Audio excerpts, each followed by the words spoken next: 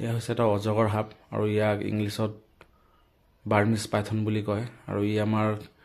কলিয়াবৰৰ লক্ষ্মণমান্দা বিলপাৰত ওলাইছিলে আৰু গাঁওবাসী খুব ভয় খাই আছিলে ইমান ডাঙৰ সাপ চাই আৰু মোক খবৰ কৰে আৰু মই লগে লগে লাওখোৱা বন বিভাগক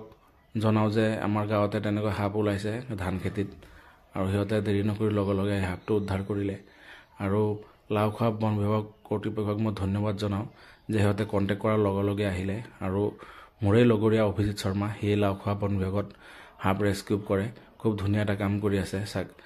যিকোনো বনৰীয়া জীৱ জন্তু আমি সিহঁতক বচাই ৰাখিব লাগিব সেইটো আমাৰ মানুহ হিচাপে কৰ্তব্য আমাৰো ভাল লাগিল যে এতিয়া লাওখোৱা ৱাইল্ড লাইফত নি সাপটো এৰি দিব আৰু সাপটো যে ভালকৈ থাকে আমি সেয়াই বিচাৰোঁ